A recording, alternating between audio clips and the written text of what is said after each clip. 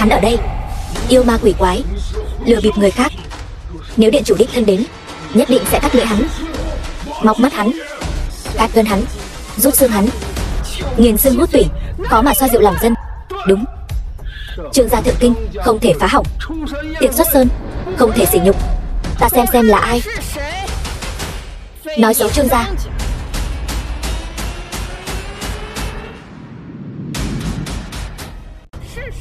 Là ai dám ở đây nói xấu Trương gia ta, nói xấu người đàn ông của Trương Vãn Ninh ta? Ngươi là... Dì nhỏ bảo ngươi đi xem mắt với ta. Ngươi chạy đi đâu rồi? Xem mắt sao? Nhầm rồi, vì ngươi bỏ xem mắt. Nhưng đàn ông của ta, Trương Vãn Ninh, ai cũng không cướp được. Lâm Dương, còn tưởng có người nào có thể cứu ngươi chứ, kết quả lại đến một loại đàn bà đói khát, còn nói ra loại lời không biết liêm sỉ này. Nhận một tên quê mùa làm chồng. Ta thấy loại đàn bà như ngươi chính là loại thân phận hèn hạ, địa vị thấp kém, công việc ti tiện, tầm nhìn hạn hẹp. Ngươi nói gì? Ta nói ngươi không biết liêm sỉ. Ta nói ngươi thân phận hèn hạ, địa vị thấp kém, công việc ti tiện, tầm nhìn hạn hẹp. Ta nói ngươi và hắn giả tạo. Từ khi vào bữa tiệc này, không biết đã kéo thấp đẳng cấp bữa tiệc này xuống bao nhiêu bậc. Theo lời ngươi nói, thân phận ngươi không tầm thường, địa vị ngạo thị quần hùng, công việc lại còn đàng hoàng, tầm nhìn rộng mở. Đó là điều đương nhiên. Liễu gia ở mảnh đất nhỏ bé Trung Châu cũng coi như là cục phân chuột, có chút chỗ đứng. Tuy nhiên, Liễu gia những năm này chỉ lo kiếm tiền, lại không dạy ngươi nên làm người ra sao. Không dạy ngươi kiêu căng thì thiệt hại, khiêm tốn thì có lợi. Không dạy ngươi khi đối mặt với thân phận địa vị cao hơn ngươi rất nhiều thì nên cúi đầu mà nói chuyện. Nếu ngươi không biết nói chuyện, ta có thể sai người cắt lưỡi ngươi. Chỉ bằng ngươi. Ngươi nhìn bề ngoài ra dáng người, ăn mặc chỉnh tề đoan trang, nhưng trên thế giới này, thứ một người phụ nữ cần chưa bao giờ là dung nhan dễ tàn phai, mà là một quyền lực, một chỗ dựa, một người có thể đối mặt với sự xô đẩy của dòng thời đại, một người đàn ông thẳng lưng, có quyền có thế. Ý ngươi là hắn chính là người đàn ông đó. Ngươi thấy hắn thế nào? Dung mạo tầm thường, xấu như lợn. Dung mạo chỉ là bề ngoài, quyền thế mới là lớp áo khoác thật sự của đàn ông. Dựa vào việc Tưởng Hạo Kiệt ta là nam nhân của Trương đại tiểu thư thượng kinh, hôm nay nhà họ Trương mở tiệc, ta có thể đè bẹp ngươi trăm lần. Sao ta lại không biết cô ấy còn có nam nhân như ngươi? Ngươi là cái thá gì mà cũng xứng biết chuyện của Trương đại tiểu thư? Ta thấy ánh mắt chọn đàn ông của ngươi, cho dù ở thượng kinh nhà họ Trương, cũng chỉ là đồ bỏ đi. Ta đoán ngươi chỉ là tên tiểu tốt được phái đến từ thượng kinh nhà họ Trương. Không ngại nói cho ngươi biết, Tưởng gia ta ở thượng kinh chính là người được sủng ái trước mặt Trương gia. Ta khuyên ngươi đừng nên xen vào việc của người khác, nếu không đợi đến khi Trương đại tiểu thư trách tội xuống, ta e là ngươi không gánh nổi đâu. Vậy sao? Ta sợ quá đi. Bây giờ sợ còn kịp. Cút ra ngoài ngay.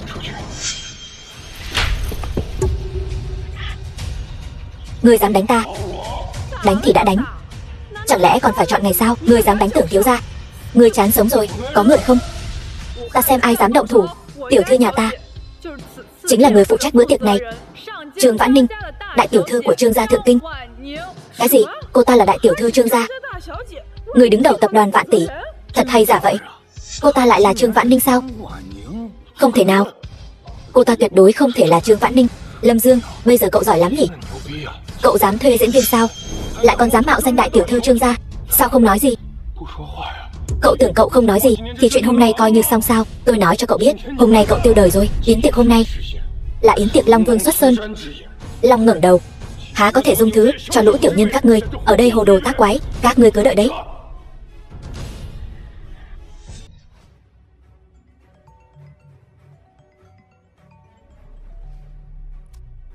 Ba, có người gây rối trong yến tiệc. Tưởng Thiên Hào, gia chủ Tưởng gia Trung Châu, ba mau tới đây, dám gây rối trong yến tiệc, xem ra là không muốn sống nữa rồi. Thu đội về khách sạn bán đảo. Điện thoại tôi đã gọi rồi, ba sẽ tới ngay. Hôm nay không ai cứu được cậu đâu. Còn cả cô nữa, lợi hại lắm. Không biết cha anh là ai? Lâm Dương, quả nhiên là đồ từ trong núi ra. Kẻ vô tri thì không biết sợ là gì. Cha của Tưởng thiếu Tuy không nằm trong thập nhị thành Trung Châu, nhưng những người có mặt ở đây không một ai dám nhìn thẳng vào ông ấy. Không dám nhìn thẳng vào ông ấy. Mặt mũi khó coi lắm sao? To gan, nếu người biết thân phận thật sự của cha Tưởng Thiếu và địa vị của ông ấy trong yến tiệc hôm nay thì sẽ không nói ra những lời ngu xuẩn như vậy. Vậy sao? Tôi xin rửa tai lắng nghe. Cha của Tưởng Thiếu là Tưởng Thiên Hào, gia chủ Tưởng gia Trung Châu. Trong yến tiệc điện chủ Long Điện xuất sơn hôm nay, cha của Tưởng Thiếu không chỉ là sứ giả của Long Điện, mà còn hầu hạ trước sau cho điện chủ Long Điện. Hầu hạ trước sau? Chẳng phải là làm đầy tớ sao? Lợi hại đến vậy sao?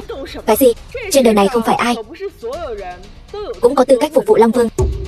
Đúng vậy, kẻ phục vụ sâu bọ là kẻ hạ lưu ti tiện. Kẻ phục vụ Long Vương là kẻ tôn quý vô thượng. Hôm nay Tưởng gia chúng ta chính là kẻ tôn quý vô thượng đó. Tôn quý vô thượng hay lắm. Một tên đàn ông cũng dám nói chuyện quyền thế. Ta nghe nói lần này điện chủ xuất sơn là vì tượng đá của sư phụ ta mà đến. Phá tượng đá tính là cái thá gì?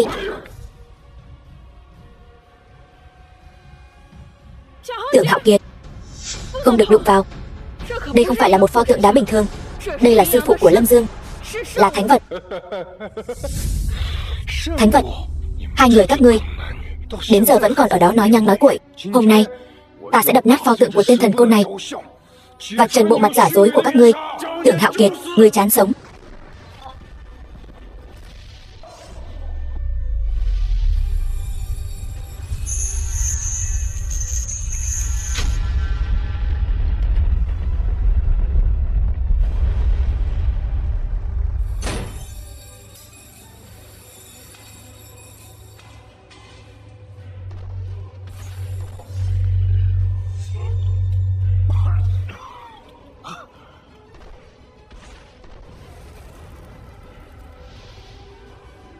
The film was translated Long and Đỉnh. narrated by M Media.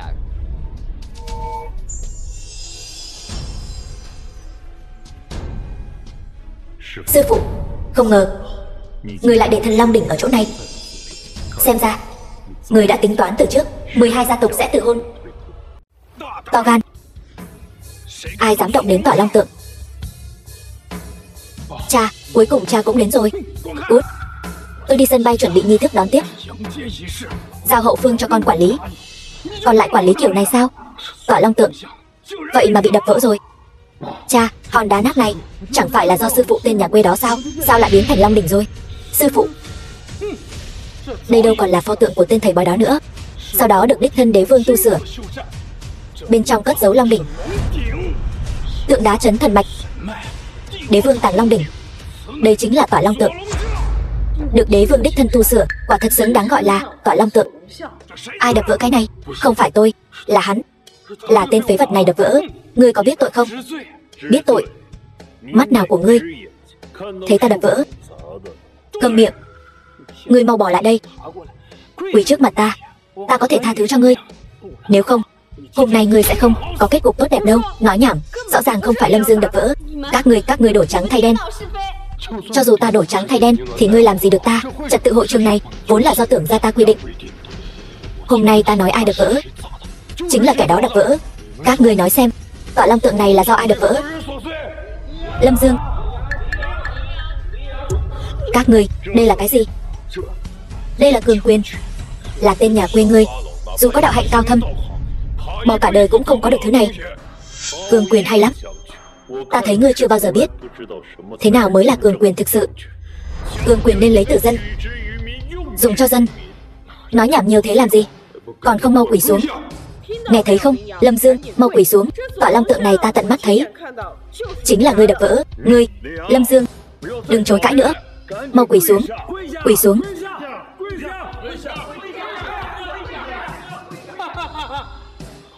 Được, không quỳ phải không? Mọi người cùng lên. Đánh gãy chân hắn, lôi hắn lại đây cho ta. Đủ rồi. Tưởng Thiên Hào, ngươi bất quá chỉ là người được Trương gia ta nuôi dưỡng. Ai cho ngươi lá gan lớn như vậy, dám bất kính với Lâm Dương? Ngươi thật sự cho rằng mình là đại tiểu thư của Trương gia sao? Ta thấy ngươi là nữ nhân, ta không muốn dạy dỗ ngươi. Xem ra ngươi bây giờ chán sống. Vậy hôm nay ta diệt ngươi. Người đâu, bắt lại cho ta. Huyền Giáp Quân đâu?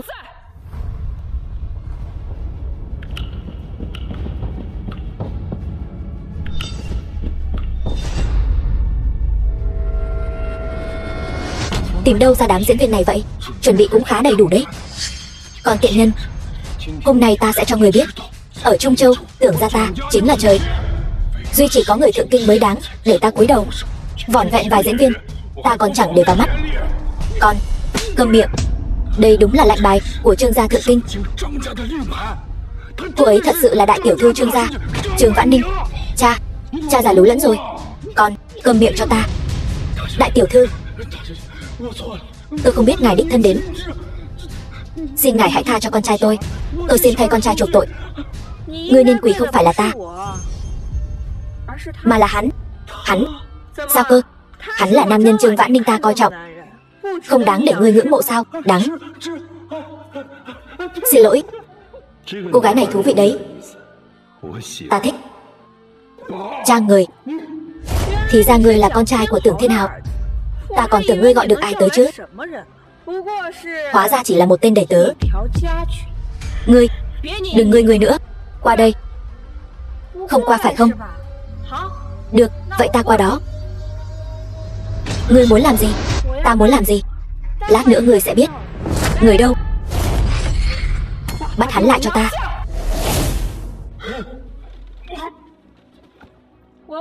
Ta hỏi ngươi, tại sao lại nhầm vào? Cố ý hãm hại Lâm Dương. Tôi không có cố ý nhầm vào. Trương tiểu thư, cô nghe tôi giải thích. Ta không nghe. Bắt hắn quỳ xuống cho ta. Còn tiện nhân, ngươi dám bẻ gãy chân ta. Ngươi mắng ta cái gì? Còn tiện nhân, con câm miệng cho ta. Đồ nghịch tử. Muộn rồi. Đại hạ, tứ vực, bát hoang thập bát quận, chưa có ai dám mắng Trương Vãn Ninh ta. Kể cả hoàng tộc thượng kinh cũng chưa từng. Mà hôm nay, ở cái Trung Châu nhỏ bé này, ta lại gặp phải. Thật thú vị. Trương đại tiểu thư, xin cô hãy tha cho con trai tôi. Cút. Kéo tên này xuống. Về đi.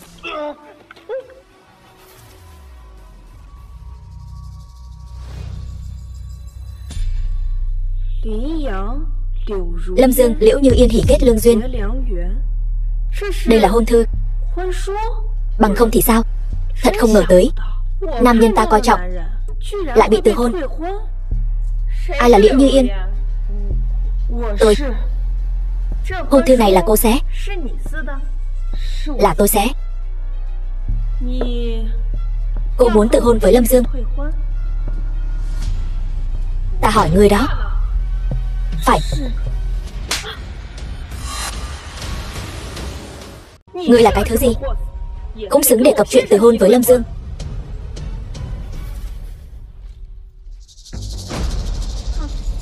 Lý gia Lâm Thành, Triệu gia Tuyên Thành, Vương gia Mão Thành. Được. Các người vậy mà lại xé hôn ước với Lâm tiên sinh. Chúng ta trước đây không biết Lâm Dương và Trương tiểu thư quen biết nhau. Hóa ra hắn là người của Trương đại tiểu thư. Thảo nào có thiên tai nào đâu. Đây là nhân họa. Trương đại tiểu thư, chúng tôi nguyện ý khôi phục hôn ước. Không cần. Lũ ngu xuẩn các ngươi, những kẻ không nhận ra chân long, cả đời chỉ xứng đáng an phận thủ thương, còn không xứng với hôn ước của Lâm tiên sinh.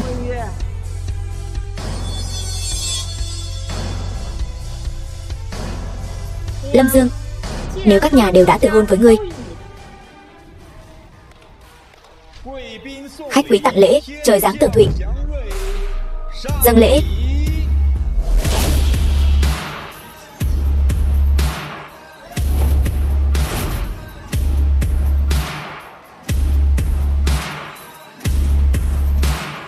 Thay y phục cho Lâm tiên sinh.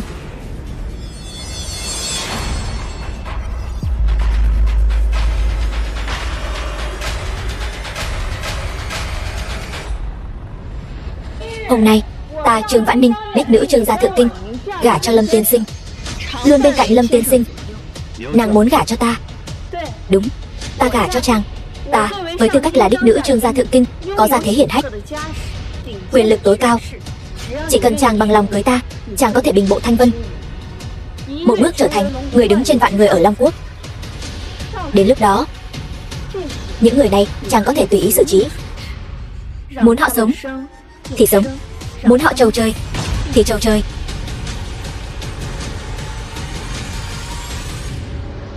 Không chỉ những thứ này, ta còn có thể cho chàng hưởng thụ tột bậc. Thế nào? Xin lỗi, ta vừa bị 12 nhà từ hôn, không có tâm trạng nghĩ đến những chuyện này. Người lẽ nào là vì cô ta? Cô ta?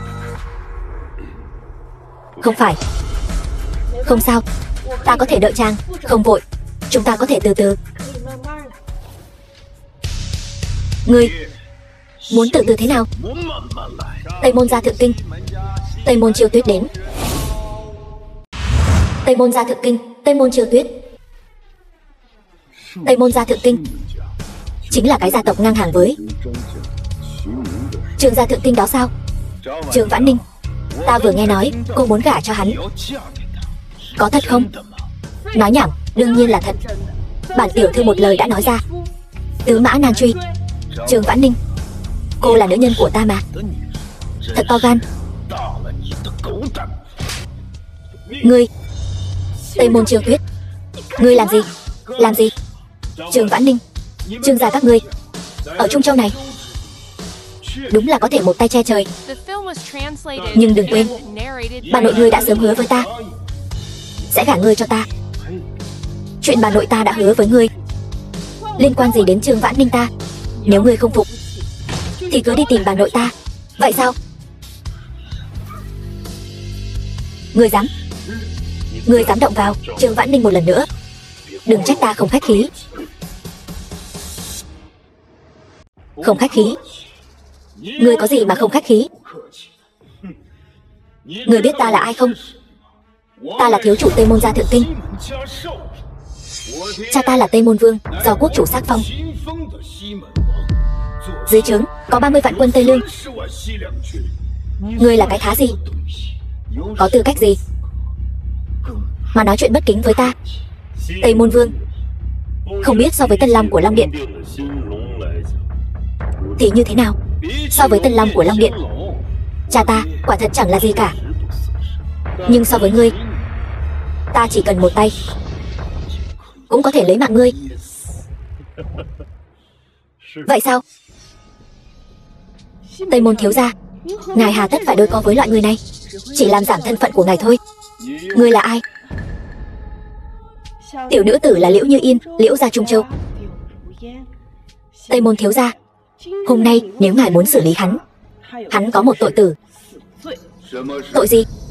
Lâm Dương tự ý đập bể tỏi Long Tượng, thậm chí còn chạm vào Long Đỉnh.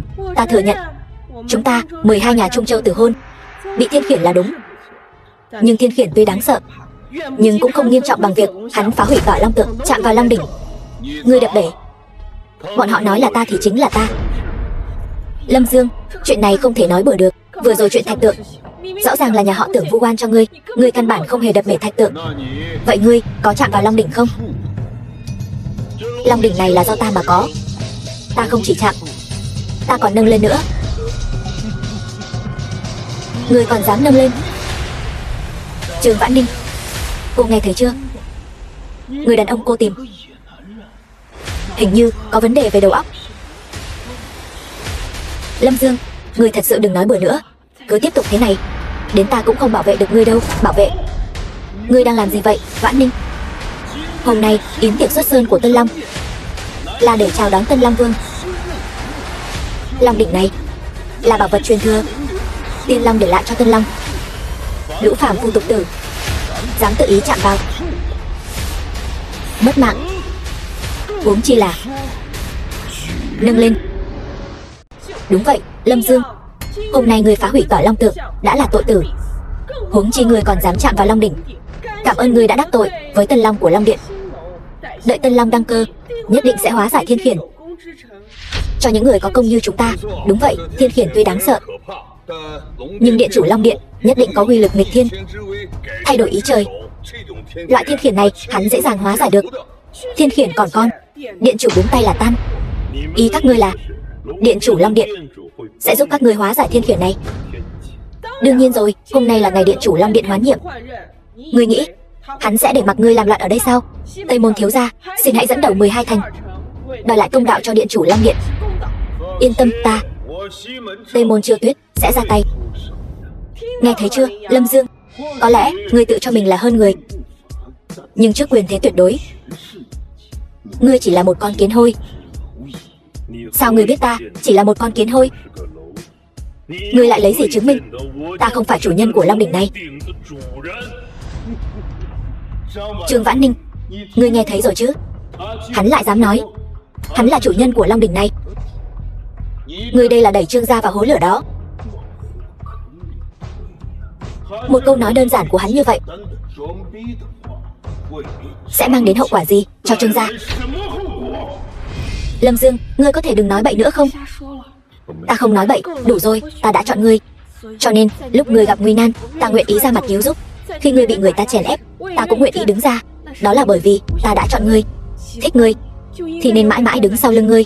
Vậy thì sao? Nhưng chủ nhân của Long Đỉnh này là điện chủ Long Điện, quốc gia coi trọng, thiên giáng kỳ lân bất khả nhục. Chúng ta vẫn nên nhanh chóng rời đi thôi, nhân lúc người của Long Điện còn chưa tới. Đi. Một khi đi rồi, e rằng không kịp nữa rồi. Đến đây một chuyến thì dễ, đi một chuyến thì khó. Người đâu? Đóng cửa lớn lại, đóng cửa đánh cún, để điện chủ Long Điện xem thử kẻ này ngông cuồng đến mức nào. Vừa rồi để ngươi đi ngươi không đi, bây giờ thì hay rồi, bọn họ đóng cửa hết rồi. Không vội, Tây Môn Chiêu Tuyết, ngươi mở cửa cho ta. Ngươi cứ vội vàng bảo vệ hắn như vậy sao? Lâm Dương là người ta để ý, cho dù hôm nay hắn thật sự vô tình làm hỏng Tỏa Long Tượng, ta cũng nhất định sẽ bảo vệ hắn an toàn. Ngươi nằm mơ. Làm hỏng Tỏa Long Tượng chính là tội tử. Đây là điều mà cả thiên hạ đều biết. Cho dù ngươi là đại tiểu thư Trương gia, cũng không thể làm điều trái lẽ phải. Hay cho một câu làm điều trái lẽ phải. Các ngươi Trung Châu thập nhị gia vi phạm hôn ước trước, bây giờ lại muốn lấy cái này để đẩy hắn vào chỗ chôn. Không phải thập nhị thành chúng ta muốn chèn ép hắn, mà là thiên đạo, mà là hoàng uy, mà là khắp thiên hạ. Tất cả những người đã từng chịu ân huệ của Long Điện, những người sùng bái Long Điện, muốn chèn ép hắn. Ngươi, Trương Vãn Ninh, ngươi thấy chưa? Hắn đã phạm phải chống nộ. Sự việc đến nước này, ngươi muốn đứng về phía nào? Ngươi vẫn chưa hiểu sao?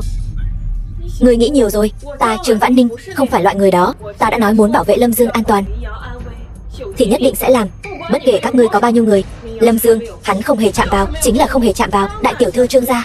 Bây giờ là lúc nào rồi? Tôn nghiêm, cái gì cũng không còn quan trọng nữa sao?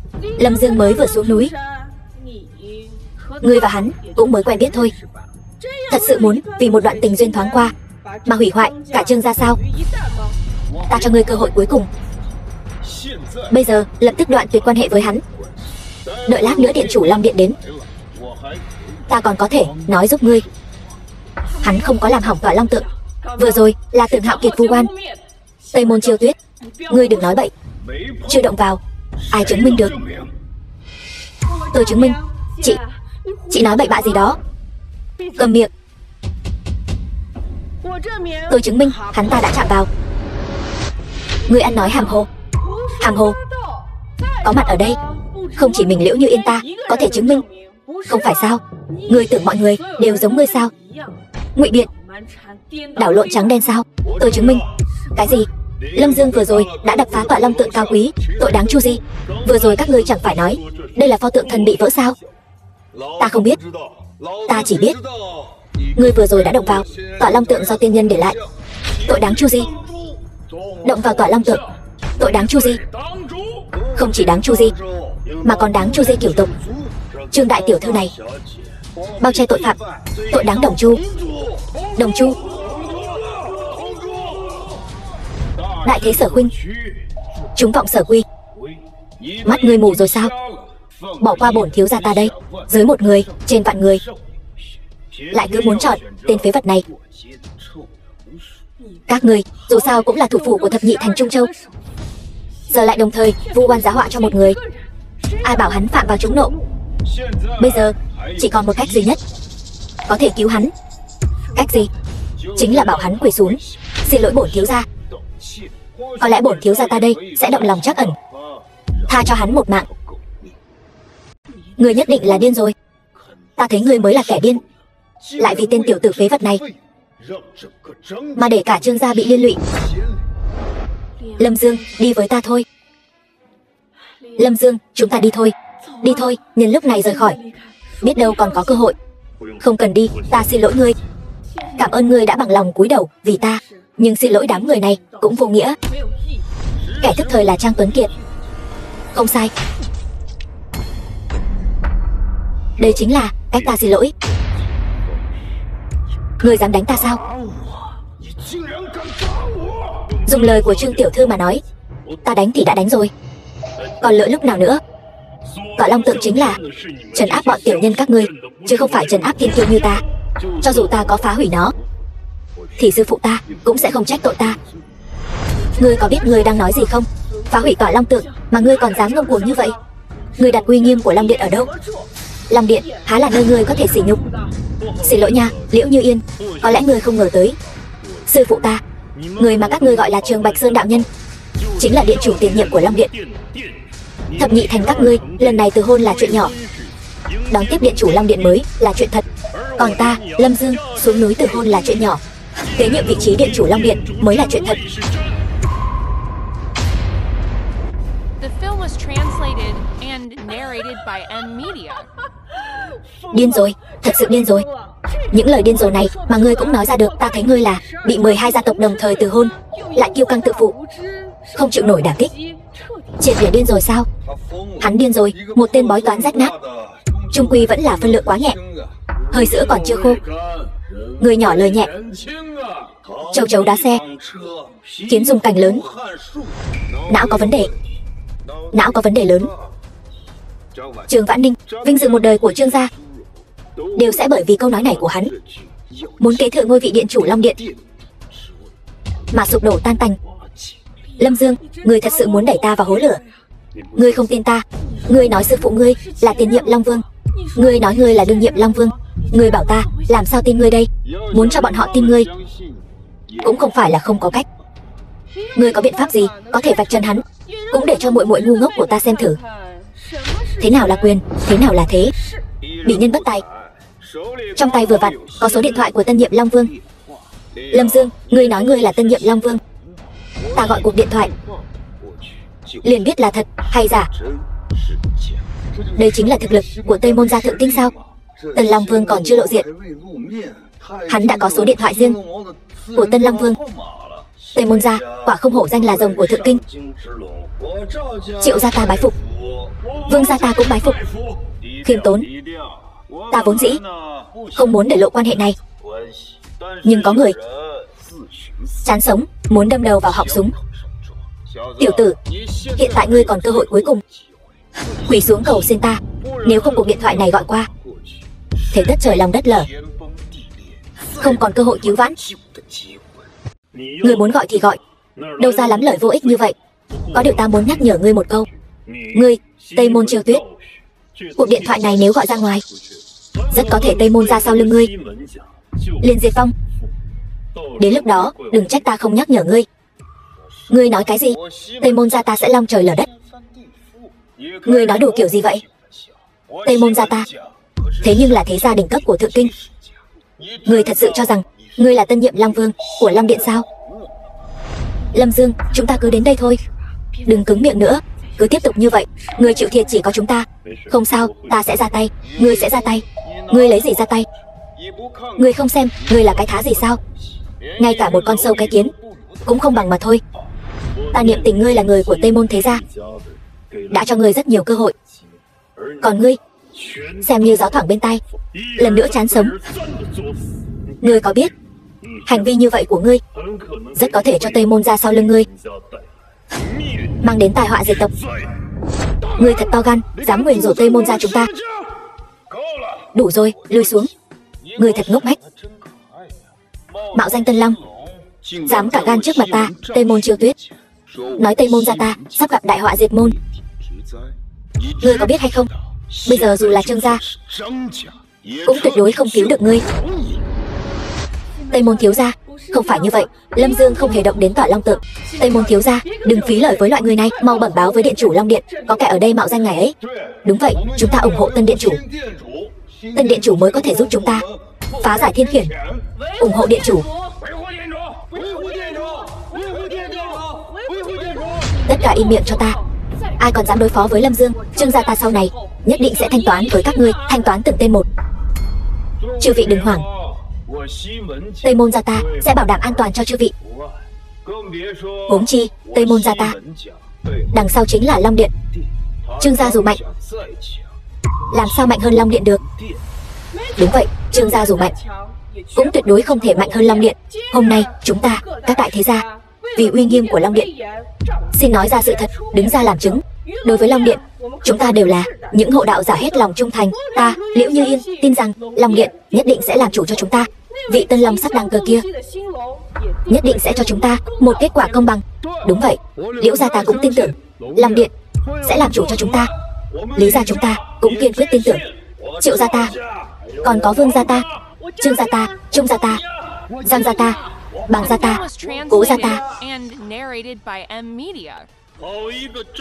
Hay cho một câu hết lòng trung thành. Các người, các đại thế gia muốn làm cuốn của Long Điện đến vậy sao? Chẳng phải là vì nghĩ rằng Long Điện có thể cứu các ngươi khỏi vũng lầy nước sôi lửa bỏng hay sao? Rất tiếc, ta phải nói cho các ngươi biết, Long Điện không cứu được các ngươi đâu. Vị Tân Long kia cũng chẳng coi trọng các ngươi. Tây Môn Chiêu Tuyết, ngươi không phải muốn gọi điện cho vị Tân Long kia sao? Mau gọi đi, đừng có lề mề nữa. Được, được lắm. Ngươi đúng là chán sống. Lâm Dương, thiên đường có lối ngươi không đi, địa ngục không cửa ngươi lại xông vào. Vốn dĩ có Trương gia che chở, ngươi còn có cơ hội sống sót, nhưng ngươi lại không biết trân trọng, tự mình hại mình rồi.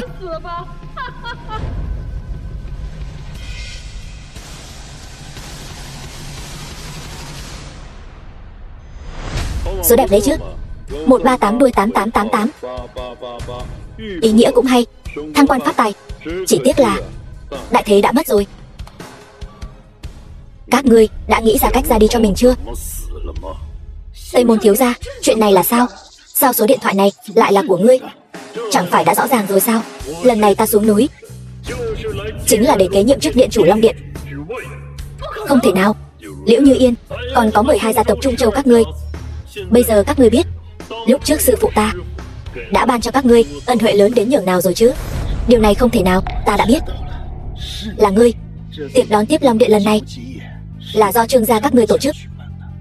Trương Vãn Ninh, ngươi được lắm, vậy mà dám tự ý thay đổi số điện thoại của Long Điện. Ta không có. Lâm Dương, điện thoại của điện chủ sao lại ở trong tay ngươi? Liệu chiếc điện thoại này có phải là của Lâm Dương không? Thông minh đấy, đây chính là điện thoại của ta. Trương Vãn Ninh, ngươi thật chán sống.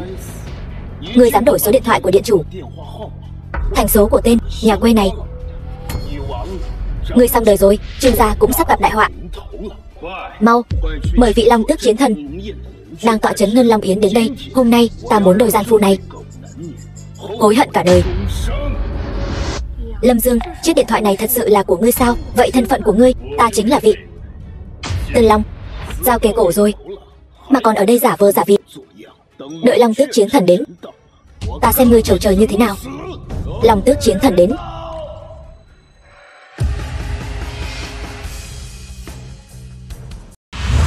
Long Tước Chiến Thần.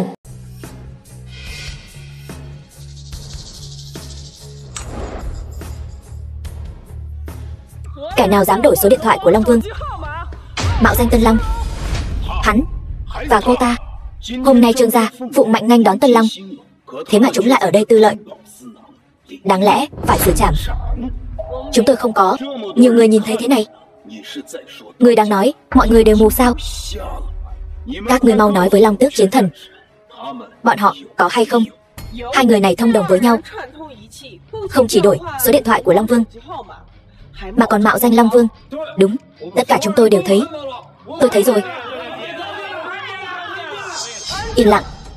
Đổi số điện thoại của Long Vương, mạo danh Tân Long.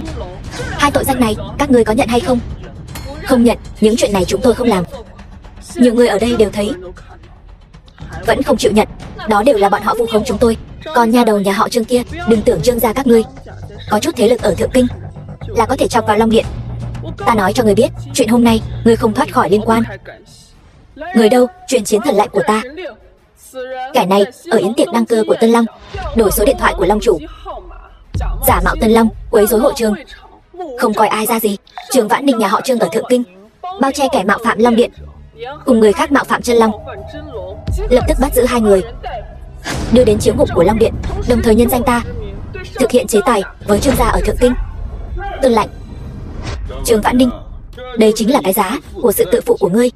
Hôm nay không chỉ một mình ngươi bị Long Điện bắt giữ, mà cả Trương gia cũng sẽ chịu ảnh hưởng to lớn. Bây giờ bắt giữ hai người bọn họ. Đủ rồi, Long Tước Chiến Thần, tôi nghe sư phụ tôi nhắc đến ngươi không chỉ một lần. Thiên hạ đều gọi ngươi là Đại Hạ Long Tước, hộ quốc an bang. Không ngờ ngươi lại ngu xuẩn đến vậy. Chuyện đơn giản thế này mà ngươi cũng không phân biệt được sao? Ngươi nói gì? Ta nói ngươi có mắt như mù. Chuyện đơn giản thế này mà cũng không phân biệt được. Ngươi làm sao có thể gánh vác uy danh của Đại Hạ Long Tước? Ngươi chán sống, ta chán sống. Tiểu Long Tước, hãy mở to mắt ra mà xem cho kỹ ta là ai.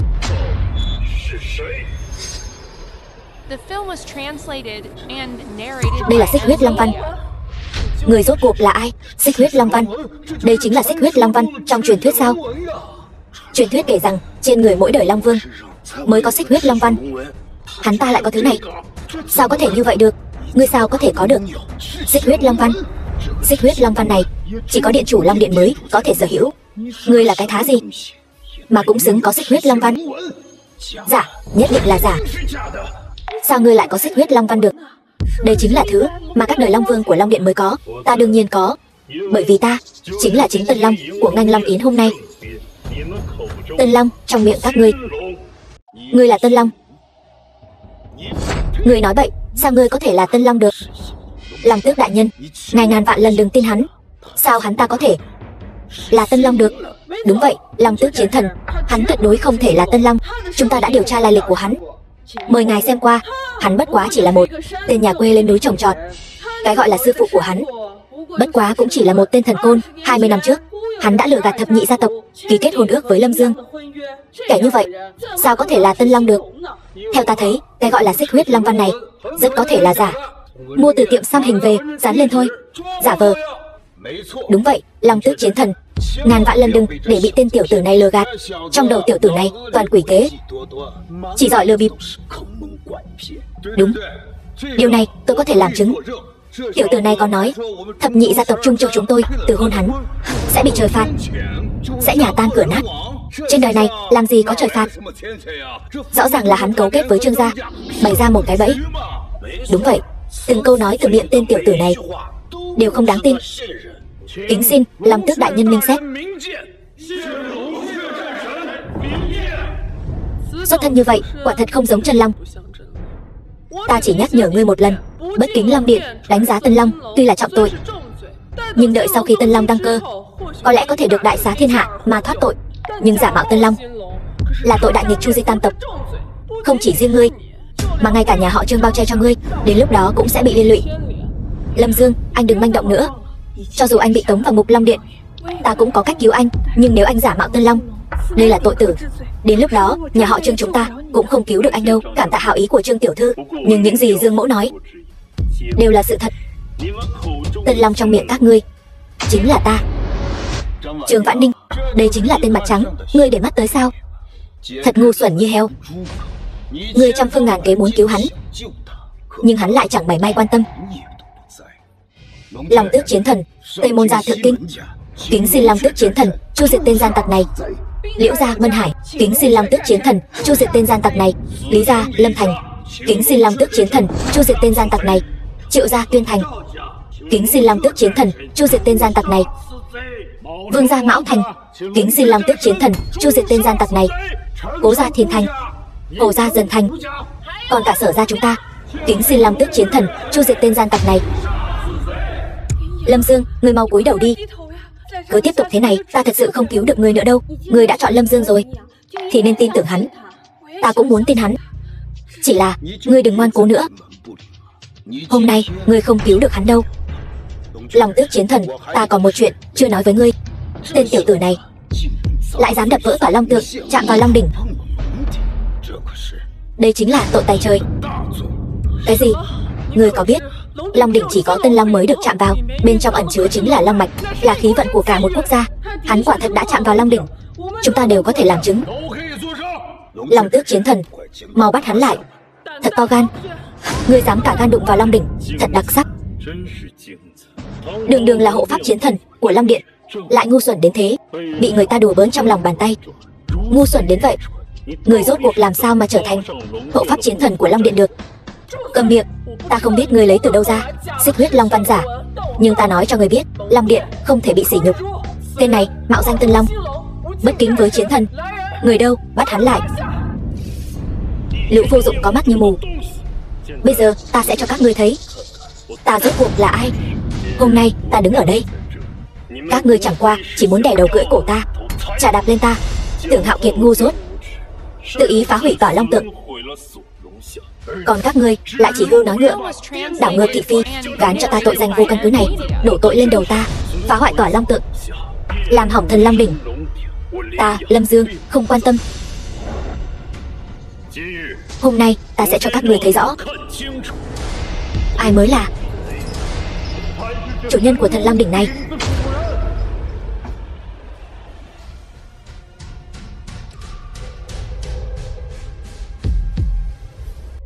Long đỉnh nặng tựa sơn hải, chỉ có Tân Long mới nâng được. Hỏng rồi, người ăn nói ngông cuồng, đã chọc giận Thần Long đỉnh. Uy lực thật mạnh. Thần đỉnh đã được phong ấn 20 năm, tụ thế 20 năm, này xuất thế đã phá vỡ trói buộc, đạt đến độ cao chưa từng có. Chỉ cần đến gần liền bị uy lực vạn quân đè nén, ngay cả ta cũng không thể tiến thêm một tấc.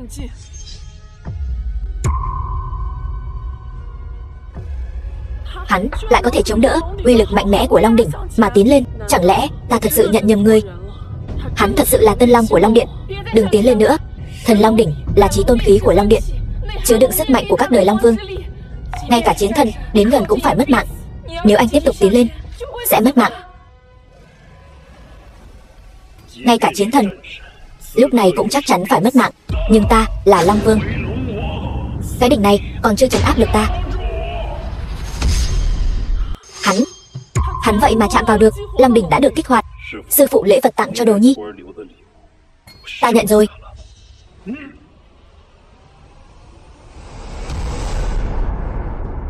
Phá cho ta.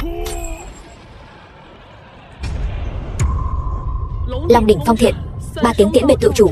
Thần Long đỉnh đang giải trừ ràng buộc với Tiên Long, sau đó nhận chủ với Tân Long. Hắn thật sự là Tân Long đời này. Tiếng thứ hai rồi. Không thể nào, hắn tuyệt đối không thể là Tân Long của Long Điện. Hắn nhất định không thể thoát ra được. Sợi Tỏa Long lên thứ 3.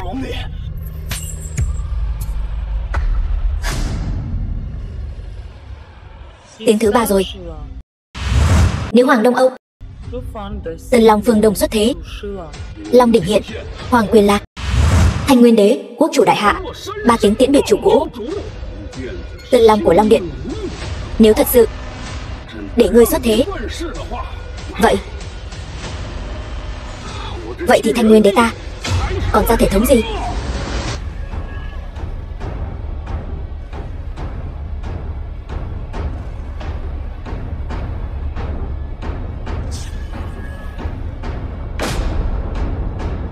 Hắn vậy mà thật sự nâng được Long đỉnh, cắt được 3 đoạn Long tỏa. Long đỉnh nhận chủ. Tân Long của chúng ta xuất thế rồi.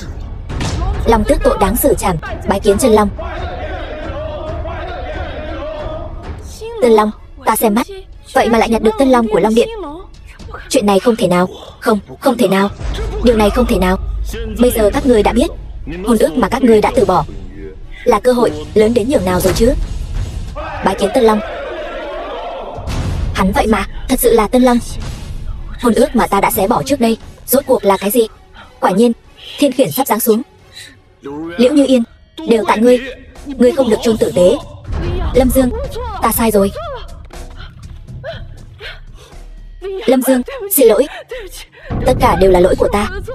Ngươi tha thứ cho ta đi. Nếu thập nhị gia tộc không có sự bảo hộ của hôn ước, chúng ta chẳng là cái thá gì. Xin điện chủ thứ lỗi. Xin Long chủ điện hạ thu hồi thiên khiển. Một lũ ngu ngốc, đơn giản vậy mà cũng tin lời tên phế vật này. Hắn ta chỉ là một tên Long chủ dởm. Hắn ta cấu kết với Trương gia, bày ra mưu kế này. Tây Môn Trương Tuyết, ngươi dám nghi ngờ Tân Long điện hạ? Ngươi chán sống sao? Ta, người đâu? Bắt hắn lại cho ta. Thả ta ra. Anh của ta là Tây Môn Tàng Phong, Tây Lương Vương của Đại Hạ, Hộ Long sứ giả, cũng là điện chủ tạm quyền của Long Điện này. Các ngươi dám động vào ta, sẽ không có kết cục tốt đẹp đâu. Cho dù Tây Môn Tàng Phong đích thân đến đây, cũng không dám bất kính với Long Vương. Bọn khốn kiếp, vậy mà lại bị tên tiểu tử này lừa gạt. Đợi đến khi sự thật phơi bày, các ngươi sẽ phải trả giá cho sự ngu xuẩn của mình. Sự thật, Tây Môn Chiêu Tuyết, đến giờ ngươi vẫn chưa chịu từ bỏ sao? Từ bỏ? Ngươi, kẻ giả mạo Long chủ, dựa vào cái gì mà bảo ta từ bỏ?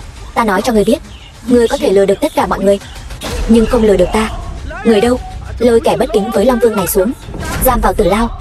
Vâng. Khoan đã.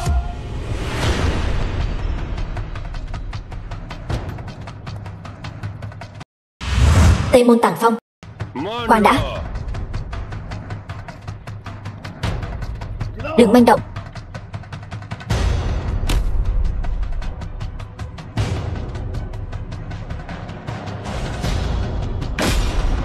Ăn nói hàm hồ, giả danh Long Vương, còn vọng tưởng đoạt được ngôi vị Long Vương. Anh cuối cùng cũng đến rồi. Bọn chúng dám giả mạo Tân Long, mau báo cho quốc chủ tru sát nghịch tặc này. Yên tâm, có ta ở đây, không ai có thể giả mạo Tân Long. Ngươi nói vậy là có ý gì? Có ý gì?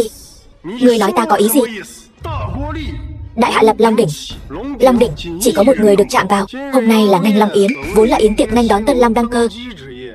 Kết quả lại có kẻ giả mạo Tân Long, còn vọng tưởng lừa gạt đoạt được ngôi vị Long Vương. Các ngươi nói tội này đáng phạt thế nào? Đương nhiên là xử tử. Trong số các ngươi có ai quen hắn không? Tôi không quen. Không ngờ Hộ Long sứ giả cũng đích thân đến đây. Phải biết rằng Hộ Long sứ giả là thân tín của đế cung. Tôi không quen hắn. Tôi cũng không quen. Hỏi ngươi đó, Liễu Huyền Du, nếu ngươi còn chút nào biết ơn Liễu gia, lúc này đừng có nói bậy. Tôi quen. 20 năm trước, nếu ta nhớ không nhầm, Liễu gia các ngươi ở Lâm Thành chỉ là bọn khuân vác. Bây giờ nói chuyện lại ra vẻ lắm. Liễu Huyền Du, ngươi, Hộ Long sứ giả đã đến rồi, ngươi còn bênh vực hắn. Tỷ tỷ, ta nếu đã thích hắn, ta không để ý những thứ này. Ta đã nói, tỷ không gả. Ta gả. Được rồi, ta thừa nhận Lâm Dương có uy lực động thiên khiển, nhưng hiện tại tình huống không giống nhau. Có gì không giống nhau? Hộ Long sứ giả, vương hạ thân vệ, Tây Môn gia có thiên tuần sát đao. Cho dù Lâm Dương hắn có lợi hại đến đâu, cho dù sư phụ hắn có năng lực nghịch thiên, gặp Hộ Long sứ giả cũng không thể không quỳ xuống. Ta biết ngươi muốn theo đuổi chân ái, ta không trách ngươi, nhưng Liễu gia xin ngươi giữ ngươi. Liễu gia nhiều mạng người như vậy, trong mắt ngươi đều như cỏ rác. Hộ Long sứ giả, tiểu nữ không hiểu chuyện, cầu xin ngài. Cha. Đến lượt ngươi. Cái gì? Ngươi có quen hắn không? Hộ Long sứ giả, ngươi nếu đã mang thiên tuần sát đao thì nên chấp pháp công bằng. Chẳng lẽ quen biết một người cũng phải đồng chu? Trương Uyển Ninh, ngươi bây giờ biết sợ rồi. Ta hỏi ngươi lần nữa, ngươi có quen hắn không? Hộ Long sứ giả, ta thừa nhận thân phận của ngươi cao quý, nhưng Long quốc rộng lớn, không phải nơi không có luật pháp. Ngươi bây giờ rõ ràng là đang công báo tư thù. Ta hỏi ngươi lần cuối cùng, Trường Vãn Ninh, ngươi và Lâm Dương đều không quen biết. Chẳng lẽ ngươi thật muốn vì hắn mà đánh đổi cả tính mạng của mình? Quen, có bản lĩnh thì lấy mạng ta đi.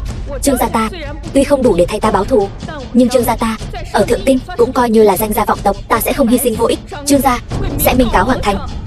Minh cáo Hoàng thành. Trương gia các ngươi không có cơ hội này đâu. Hôm nay ta sẽ cho hai nữ nhân ngu xuẩn các ngươi biết cái giá của việc đắc tội với Hoàng đình.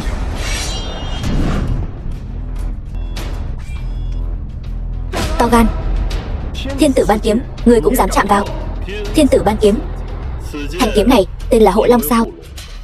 Không ngờ tên vô dụng nhà ngươi lại biết Hộ Long. Thấy thanh kiếm này như thấy thánh chủ. Nếu ta nhớ không lầm, thanh kiếm này trước đây không gọi là Hộ Long. Sao ngươi biết? 20 năm trước nó bất quá chỉ là một thanh kiếm bình thường. Đó là bởi vì sư phụ ta cầm nó từng chém ra một kiếm bảo vệ chân long, cho nên nó mới có tên là Hộ Long.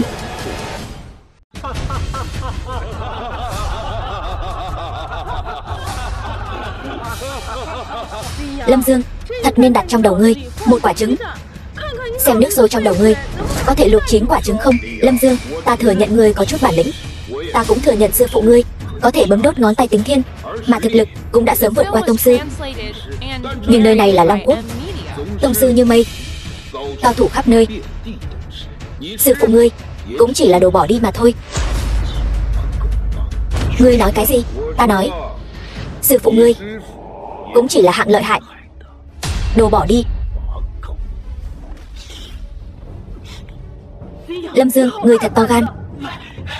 Ca, tên này sỉ nhục quốc uy, tuyệt đối không thể tha cho hắn. Yên tâm, trong phạm vi quản hạt của ta không ai có thể sỉ nhục Hộ Long Kiếm, càng không ai có thể sỉ nhục quốc chủ. Nếu ngươi đã nói sư phụ ngươi từng nhờ thanh kiếm này cứu Long chủ một lần, vậy hôm nay ta muốn thử xem ngươi rốt cuộc có thực lực bảo vệ quốc bảo hay không. Lâm Dương, làm ra vẻ ta đây rồi. Lần này cái đuôi cáo của ngươi cuối cùng cũng bị chặt đứt rồi. Hộ Long Sứ, ngươi đừng hù dọa hắn nữa. Ngài là Hộ Long Sứ tôn quý, đâu phải thứ hắn có thể chạm vào. Đừng, thử thì được, nhưng uy danh của sư phụ ta ngươi không có tư cách thử. Lâm Dương, còn uy danh của sư phụ ngươi trước mặt Hộ Long Sứ, sư phụ ngươi chẳng là cái thá gì cả. Sư phụ ngươi có thể có uy danh gì chứ? Đúng vậy, đừng nói là đạo sĩ Trường Bạch Sơn, cho dù là chân long trên Trường Bạch Sơn xuống đây cũng phải cúi đầu. Một tên đạo sĩ nhảm nhí sao có thể so sánh với Hộ Long Sứ? Thực lực chênh lệch quá lớn, hoàn toàn không đáng xem. Lâm Dương, ngươi còn không quỳ xuống nhận lỗi, còn muốn giả vờ đến khi nào? Ta thấy hắn là muốn đợi đến khi huynh ta đào sư phụ hắn lên, phơi thây hoang dã. Thì ra ngươi là đồ đệ của tên đạo sĩ Trường Bạch Sơn đó. Hộ Long Sứ, ngài đã từng nghe qua tên của đạo sĩ đó chưa? Như Yên, Hộ Long Sứ là thân phận gì? Sao có thể nghe qua tên của một tên đạo sĩ rách nát? Ta quả thực có nghe qua tên của đạo sĩ trên Trường Bạch Sơn đó. Nếu đã nghe qua uy danh của sư phụ ta, vậy ngươi nên dừng bước, lui về Ba Xá. Lâm Dương, ngươi đừng nói là ngươi tưởng tin đồn là thật đấy nhé. Tin đồn gì? Tương truyền 20 năm trước, trên Trường Bạch Sơn rơi xuống một con rồng. Rồng nằm dài ngàn dặm, vuốt rồng vung lên chính là khe nứt lớn, vuốt rồng đập xuống chính là hố trời, mà xung quanh Trường Bạch Sơn trở thành vùng đất không người. Còn có chuyện như vậy sao? Vậy sau đó được giải quyết thế nào? Trong truyền thuyết có một lão đạo sĩ mặc áo xanh, đêm đi trên tuyết trắng, một người một kiếm khai thiên, chém đứt long mạch. Còn có chuyện như vậy sao? Đúng vậy, còn có chuyện như vậy sao? Khi đó Long Quốc sắp diệt vong, là lão đạo sĩ kia chỉ định Thanh Đế, quốc chủ hiện nay, phò tá Thanh Đế đăng cơ mới có được uy danh như ngày nay. Không thể nào, đương nhiên là không thể. Đây là loại truyền thuyết ven đường nào chứ? Long Quốc có thể phát triển đến ngày nay hoàn toàn nhờ vào sự khổ công kinh doanh của Hoàng Thành. Đệ đệ nói đúng. Lâm Dương, chuyện vớ vẩn này mà ngươi cũng tin sao? Ngươi còn không bằng nói thẳng sư phụ ngươi là lão thần tiên. Ta không chiếm một chút công lao nào của sư phụ ta, ta cũng sẽ không để sư phụ ta cả đời vinh nhục bị chôn vùi. Nếu ngươi chán sống, vậy ta sẽ thành toàn cho ngươi. Hôm nay ta cho ngươi cơ hội này, một chiêu. Nếu ngươi đỡ được một chiêu của ta, ta sẽ thừa nhận lão già sư phụ ngươi kia có nửa điểm công lao trên đại sảnh này. Nếu ngươi thua, quỳ xuống xin lỗi sư phụ ta. Lâm Dương, ngươi nói bậy bạ gì vậy? Ngươi dám bảo Hộ Long Sứ quỳ xuống sao? Điên rồi, thật sự điên rồi. Nếu không dám thì ra cửa. Sẽ phải. Được, ta đáp ứng ngươi. Nếu ta thắng thì sao? Ngươi không thể thắng được. Nếu ta thắng, ta sẽ treo đầu lâu của ngươi trên cổng thành, cảnh cáo hậu thế. Ngươi đây không phải là đang ức hiếp người sao? Ngươi thân là Hộ Long Sứ, ra trận đánh địch, xông pha trận mạc vốn là trách nhiệm của ngươi. Ngươi so tài với Lâm Dương, điều này hoàn toàn là đang ức hiếp hắn. Lâm Dương, đừng nói là một chiêu. Bất kỳ lĩnh vực nào, bất kỳ thứ gì Lâm Dương hắn có thể lấy ra được, chỉ cần chứng minh lão đạo sĩ sư phụ hắn không phải là thứ ở dưới rãnh nước. Ta, Hộ Long Sứ, thay trời tuần tra, tự nhiên phải lấy quốc uy làm trọng. Ta nguyện ý thử với ngươi, vậy thì chơi với ngươi một chút. Lâm Dương, anh không sao đâu. Lâm Dương, anh có phải điên rồi không? Cho dù anh có sức mạnh nâng đỉnh, nhưng cũng chỉ là sức mạnh thô kệch. Hắn ta thường ngày xông pha trận mạc, chỉ bằng ánh mắt cũng có thể dọa một con ngựa. Anh lấy gì ra mà chơi với hắn ta? Cô thật sự nên học hỏi Liễu Uyển Du. Cái gì? Nàng ấy rất tin tưởng ta. Dáng vẻ như cô thế này, sau này làm sao sống chung với nhau được? Lâm Dương, anh đang nói bậy bạ gì vậy? Anh muốn ba người chúng ta sống cùng nhau sao? Ta cho ngươi cơ hội. Cúi đầu cuối cùng. Quỳ xuống. Xin lỗi, ta sẽ miễn cho ngươi tội khinh nhờn hoàng uy. Nhưng ta không thể miễn cho ngươi tội coi thường công huân của sư phụ ta. Cuồng vọng. Hồi sinh đoạn kiếm. Hồi sinh đoạn kiếm. Hộ Long Sứ. Tông sư chi thượng. Tông sư chi thượng chính là đại tông sư. Toàn bộ Long Quốc đại tông sư chưa tới 4 người. Không ngờ Hộ Long Sứ lại là tông sư của Trung Châu Tưởng gia, Nguyện Thần Phục. Tây Môn gia, Trung Châu Lý gia, Nguyện Thần Phục. Trung Châu Liễu gia, Nguyện Thần Phục. Trung Châu Triệu gia, Nguyện Ý Thần Phục. Mão Thành Vương gia, Thần Phục. Các ngươi, lũ cỏ đầu tường các ngươi, thấy gió đổi chiều. Ngươi ngậm miệng lại đi.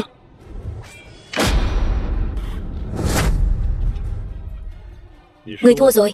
Không thể nào. Tên nhà quê này sao lại lợi hại như vậy? Tên tiểu tử này chính là vị hôn phu của Liễu Như Yên. Chẳng lẽ Hộ Long Sứ ngươi cũng không phải đối thủ của hắn? Ca, huynh không sao chứ?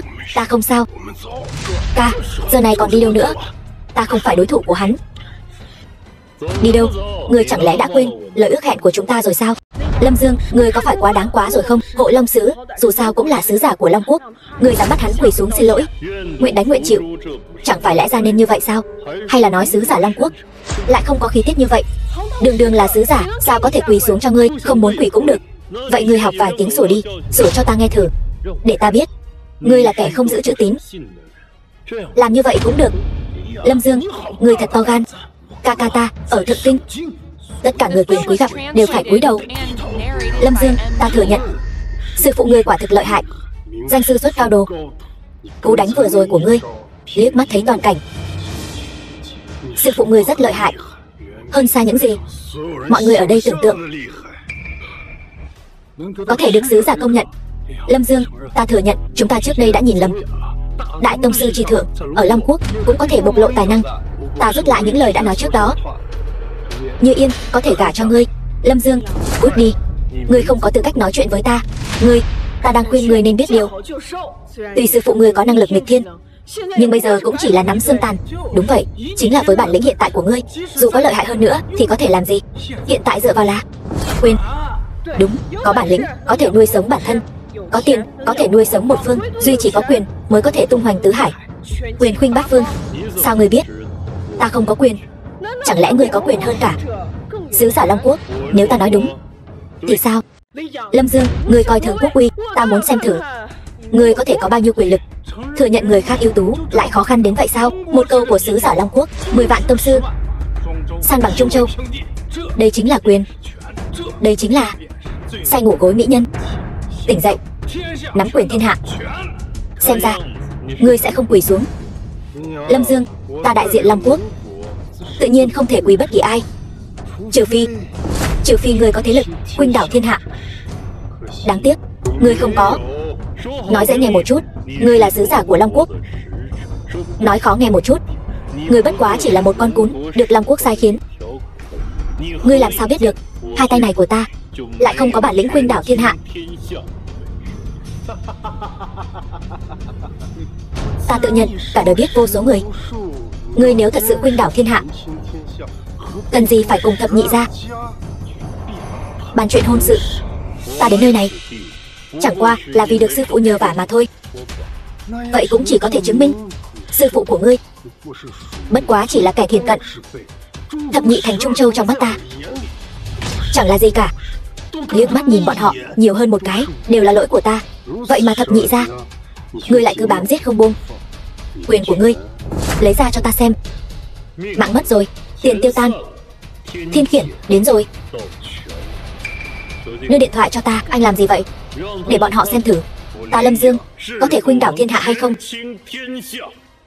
Gọi cho ai cô đừng quản, cứ đưa cho ta là được.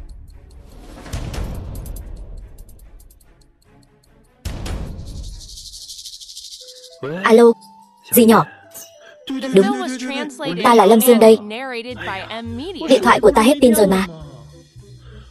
Đúng, ta nói với dì nè. Bây giờ có một đám người nói ta không có tiền, không có quyền, không có thế, bắt nạt ta. Đúng vậy, còn nói sư phụ của ta nữa. Tức quá, có phải không thể nhịn được không? Được. Được rồi dì.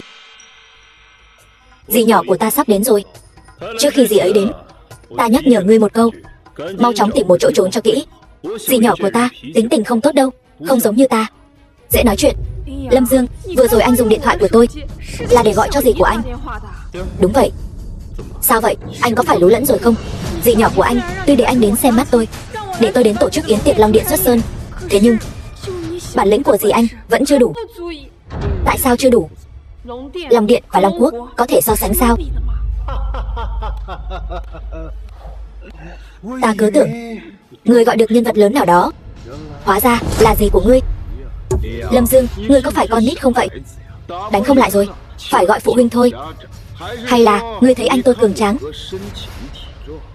muốn anh tôi chơi đùa với dì của ngươi một chút?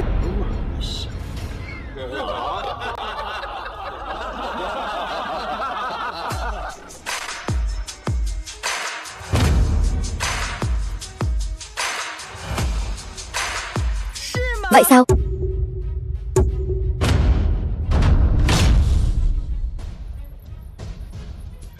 Thật sự tới rồi. Lâm Dương, người khác đều tặng vợ, anh thì khác, anh lại tặng dì của anh. Dáng người không tệ nha. Lâm Dương, không ngờ anh còn có một người gì như vậy.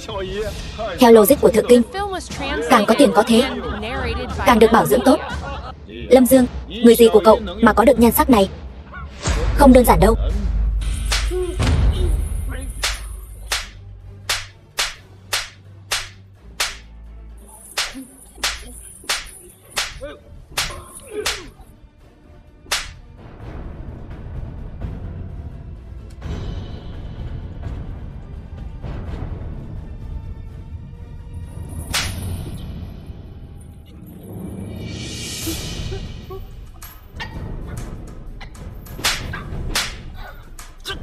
Cô, cút.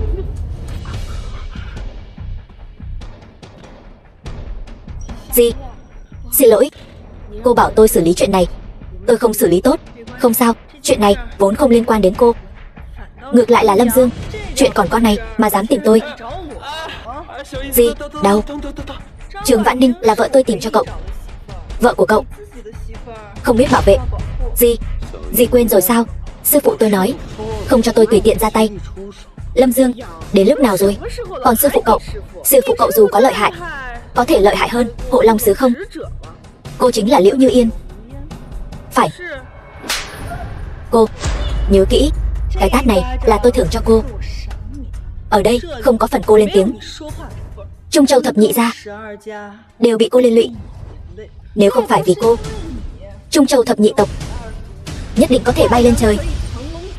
Rừng không có hổ, khỉ xưng vương. Hôm nay ở đây, thế nhưng ta là Hộ Long Sứ. Đúng, Hộ Long Sứ giả ở đây, đến lượt cô lên tiếng sao? Cô ta là thánh nữ đương triều. Sao có thể? Vậy Lâm Dương rốt cuộc là thân phận gì vậy? Bà bớt nói vài câu đi. Ta không có đứa con gái như cô. Cô ta là, cho dù cô ta là thiên vương đến đây, ở đây cũng chỉ có phần quỳ xuống cho Hộ Long Sứ giả. Tôi thấy cô hay là làm thiếp cho Hộ Long Sứ giả đi. Gì? Hay là gì? Cứ theo hắn đi. Chán sống phải không? Đau. Lâm Dương, ở đây không phải là nơi các người làm càn. Tôi cho anh lên tiếng sao? Anh có tư cách gì lên tiếng ở đây? Tôi đã nói rồi, mọi chuyện tìm tôi nói đều dễ nói. Dì tôi tính nóng này, từ nhỏ đến lớn nhà tôi không ai dám chọc gì ấy. Cô dám đánh tôi? Ồn ào. Cút. Bảo ta cút. Người cũng không xem lại bên cạnh ta là ai. Tai không tốt sao? Phế rồi.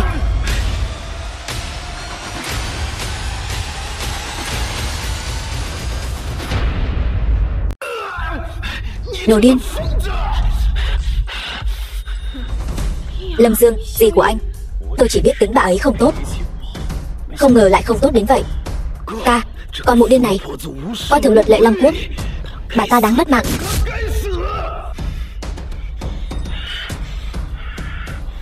Người vừa rồi bảo ta làm nữ nhân của ai cơ? Tây Môn Chiêu Tuyết, lần này ngươi chơi lớn rồi. Ta khuyên ngươi, tốt nhất bây giờ quỳ xuống cho dì của ta. Dì của ta nếu nghĩ thông, ngươi còn có cơ hội. Ca, tay ta bị người ta cắt rồi, ngươi sẽ giúp ta làm chủ, đúng không?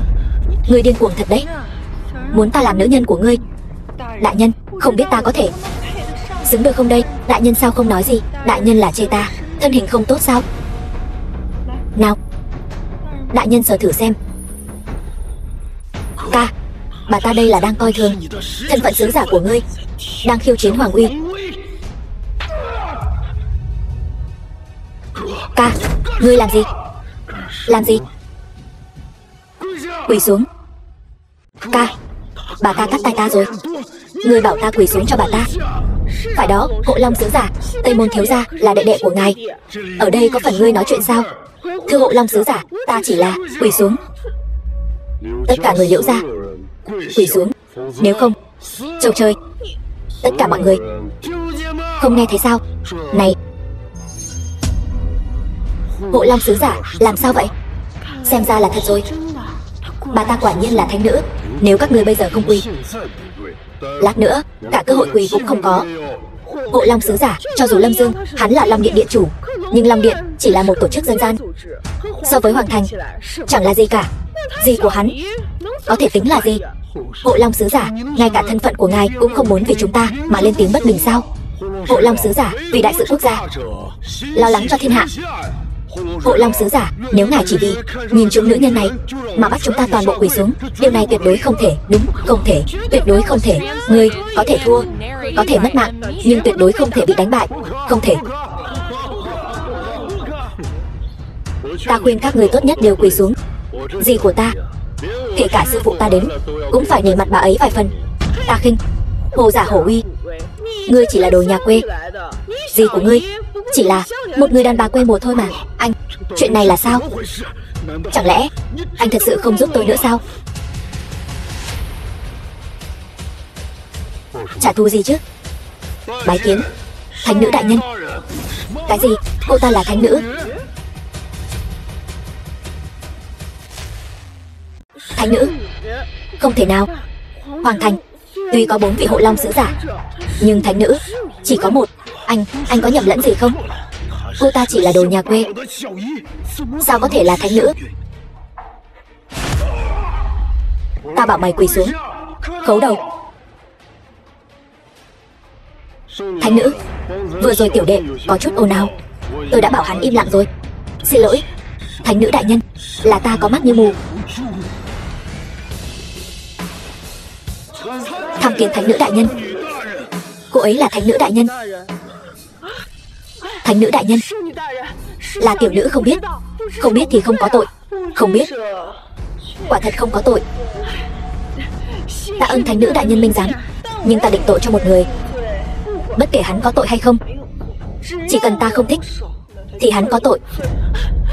Thánh nữ đại nhân, là lỗi của Liễu Như Yên, xin người hãy tha thứ cho tôi. Đạo lý hữu dụng, Long quốc cần nhiều người quản lý như vậy để làm gì? Thánh nữ đại nhân, người đâu? Tát vào mồm. Đừng mà. Thánh nữ, tát cho đến khi nhật nguyệt đồng thiên. Vậy chẳng phải là đánh đến mất mạng? Thánh nữ đại nhân,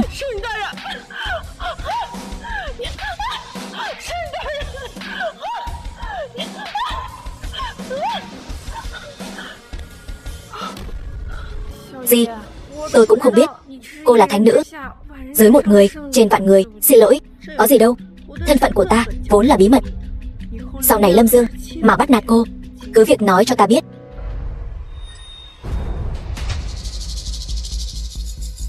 "12 thành có được địa vị như ngày hôm nay, có thể quật khởi nhanh chóng như vậy, đều nhờ ân đức của sư phụ Lâm Dương. Năm xưa sơn nhân tự đoạn long mạch, lẽ ra các ngươi phải coi như chân bảo. Từ hôn, sao các ngươi dám làm vậy? Xin thánh nữ tha mạng." Trung Châu Lâm Thành, nguyện giao ra toàn bộ tài phú quyền thế, xin thánh nữ đại nhân tha mạng. Trung Châu Tuyên Thành, nguyện giao ra toàn bộ tài phú quyền thế, xin thánh nữ tha mạng. Trung Châu Mão Thành, nguyện giao ra toàn bộ tài phú quyền thế, xin thánh nữ tha mạng. Trung Châu Thiền Thành, nguyện giao ra toàn bộ tài phú quyền thế, xin thánh nữ tha mạng. Trung Châu Thân Thành, nguyện giao ra toàn bộ tài phú, xin thánh nữ tha mạng.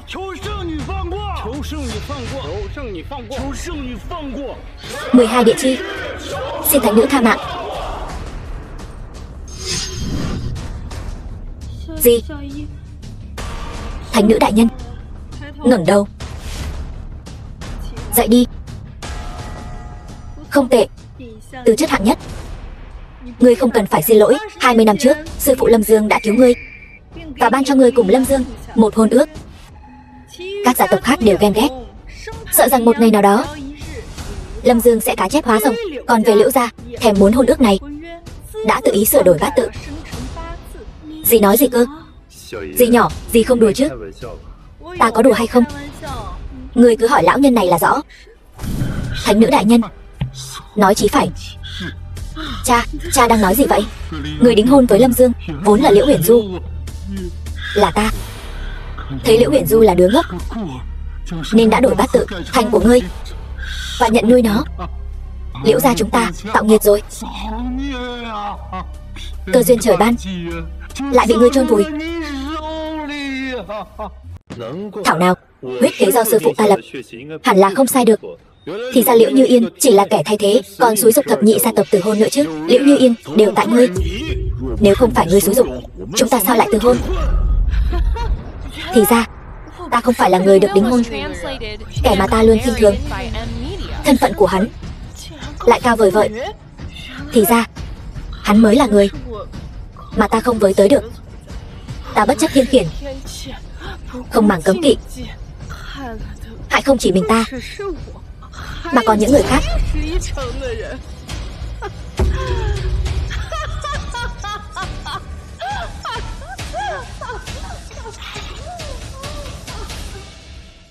Gì?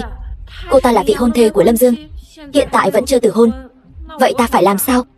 Ngươi hỏi Lâm Dương đi. Lâm Dương, chàng nói xem phải làm sao? Làm sao bây giờ? Cùng làm lớn luôn, làm thật linh đình. Anh thập nhị thành từ hôn là do bọn họ thiển cận. 20 năm qua, bọn họ đến tay không, ra về cũng tay không. Lâm Dương, hôm nay con hãy cùng ta đi viếng sư phụ con một chuyến. Gì? Viếng sư phụ con? Bây giờ chưa phải lúc. Tên đáng ghét, con nói gì cơ? Bởi vì còn một người chưa đến thực hiện lời hứa 20 năm trước. Lâm Dương, còn lời hứa gì nữa? Không phải lời hứa, hôm nay anh đã giả vờ rồi. Uy phong cũng uy phong rồi. Có gì anh ở đây? Toàn bộ Long Quốc, ai dám nói với anh nửa lời? Lâm Dương, anh còn muốn làm gì nữa? Lâm Dương, thập nhị gia tộc đều đã nhận hình phạt thích đáng. Xây cao ốc dễ, nhìn ốc dập khó. Thập nhị gia tộc từ nay về sau chắc chắn sẽ sống những ngày tháng không yên ổn. 12 gia tộc bội ước. Ta, Lâm Dương, chỉ bằng nói cười cũng có thể khiến người ta quên đi. Nhưng có một người, hắn không nên bội ước. Ý anh là tôi. Lâm Dương, con rốt cuộc muốn nói gì? 20 năm trước, sư phụ ta, một người một kiếm, từ Trường Bạch Sơn xuống núi, cũng là tình cờ gặp được 12 gia tộc mà thôi. Ngoài 12 gia tộc ra, còn ai nữa?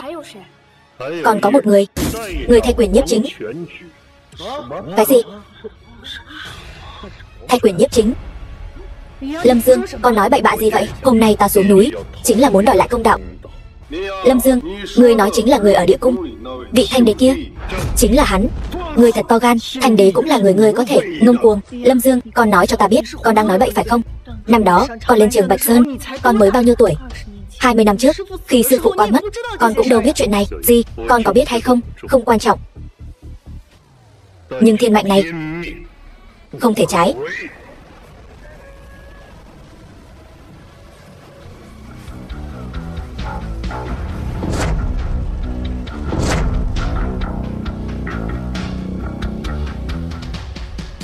Nhận mạnh trời, phúc thọ vĩnh sương. Hoàng bào gia thân, phản rồi. Hắn muốn tạo phản rồi. Ta vốn tưởng rằng ngươi cho rằng sự phát triển của 12 thành là công lao của sư phụ ngươi, tự xưng là thiên tử, đã là quá hoang đường. Nhưng ta hoàn toàn không ngờ sự hoang đường của ngươi lại không có giới hạn. Dám tự ý mặc long bào, mưu đồ tạo phản. Lâm Dương, con tuyệt đối không được nói bậy, nếu không dù sư phụ con đã mất cũng sẽ bị con liên lụy. Dì hãy đi trước đi, chuyện này ta không muốn liên lụy đến dì. Những năm này ta ở trường Bạch Sơn tu đạo, sớm đã thấu hiểu thiên cơ. Nếu ta không thấu hiểu thiên cơ, những chuyện này e rằng đã sớm bị chôn vùi rồi. To gan, ý ngươi là hiện tại người được xưng là thiên hạ vô song, người đệ nhất dưới vòng trời, vị trí vạn cổ thanh đế cũng là do sư phụ người ban cho. Chính là như vậy. 20 năm trước sư phụ ta để hắn thay quyền nhiếp chính, 20 năm sau hắn cũng nên trả lại rồi. Ngươi chán sống, kẻ mưu nghịch, phải mất mạng đạo phản thiên cương. Cho dù hôm nay ta bất chấp tất cả, ta cũng phải cùng ngươi ngọc nát đá tan. Ngươi thật to gan. Thánh nữ, thanh đế ban cho ngươi vị trí dưới một người trên vạn người. Hôm nay thanh đế bị sỉ nhục, ngươi còn dám ngồi yên không quan tâm. Lâm Dương, mau đi đi, ngươi không đi được đâu.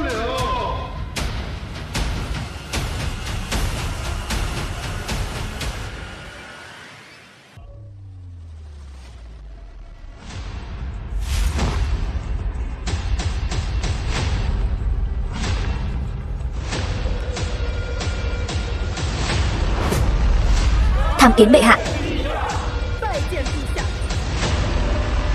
film was translated and narrated by Media. Thanh đế, có chuyện gì? Sao ngài lại đến đây? Thuộc hạ làm việc bất lợi, không đủ thực lực, vẫn mong thanh đế hãy về nghỉ ngơi trước. Chuyện ở đây sẽ được giải quyết ngay. Ngươi có biết tội? Biết tội? Lâm Dương hắn ăn nói hàm hồ, còn mong thanh đế niệm tình ta vì Long Quốc phụng sự nhiều như vậy, tha cho hắn một mạng. Ngươi là cháu trai của thánh nữ phải không? To gan, thanh đế thân chinh, vậy mà còn dám ngồi đó không nhúc nhích. Cái ghế này của tôi quá nhỏ, uy nghiêm của thanh đế quá sâu. Tôi nào có đức hạnh gì để thanh đế hạ mình ở đây. Rốt cuộc thì ngươi là không đặt thanh đế vào mắt. Thanh đế đến đây, ngươi vậy mà vẫn không chịu nhường. Lâm Dương, tránh ra. Lâm Dương, mau đứng dậy, đừng để thanh đế phải chờ. Lâm Dương, anh mau đứng dậy đi. Không cần, ta thân là thanh đế, sẽ không vì chút chuyện nhỏ này mà so đo với hắn. Bệ hạ độ lượng. Nhưng cái gì mà nhưng? Hắn nói rồi, hắn không ngồi nữa. Vậy thì không cần ngồi nữa. Bây giờ bắt đầu. Bắt đầu cái gì? Bây giờ bắt đầu. Thành thật khai báo. Ta cho ngươi ngồi ở đây là thấy người tuổi còn trẻ, đã vào cảnh giới đại tông sư, bảo ta thú nhận để được khoan hồng. Ngươi thật to gan. Lâm Dương, cầm lông gà làm lạnh tiến. Bệ hạ, Hộ Long thỉnh mạnh, xử lý Lâm Dương. Thánh nữ bao che cho hắn. Ta thấy Trung Châu có dị tượng, liền nghĩ đến Hộ Long chắc chắn là bị người ta đánh bại. Ta còn đoán được Trung Châu nhất định có cao nhân xuất sơn, nhưng không ngờ lại là một người trẻ tuổi. Càng không ngờ là người trẻ tuổi này lại cuồng vọng như thế. Cứ bịa tiếp, ta nghe. Lâm Dương, ngươi đừng tưởng ta tiếp tài mà ngươi có thể không sợ hãi. Thật thú vị, cứ bịa tiếp đi. Hộ Long, vâng. Sao, thánh nữ đại nhân, người muốn thay tên loạn thần tặc tử này nói chuyện sao? Đạo phản thiên cương, hạ phạm thượng, chính là tội diệt cửu tộc. Vẫn mong thanh đế nhìn vào công lao ta đã bỏ ra cho Long Quốc, cho phép ta khuyên hắn một chút. Lâm Dương, đứng dậy đi. Gì? Xin miễn thứ cho việc không thể tuân theo cái thân xác này của ta. Hôm nay quá cứng rồi. Con không đứng dậy, kéo theo không chỉ con và ta, mà còn có Liễu Huyền Du, Trường Vạn Ninh, thậm chí còn có cả vạn mạng người nhà họ Trương. Nếu ta đứng dậy thì e là hại tất cả bách tính Long Quốc. Đều tại ta cứ mãi để con ở trên núi, khiến con học được một thân bản lĩnh mà lại không học được cách sống ở đời. Lâm Dương nhiều lần mạo phạm, là Tống Niên quản giáo vô phương, cầu xin thanh đế trực tiếp ban tử cho ta, một mạng đền một mạng. Người thú vị như vậy ta còn chưa từng gặp. Hôm nay ta phải xem thử hắn muốn làm gì.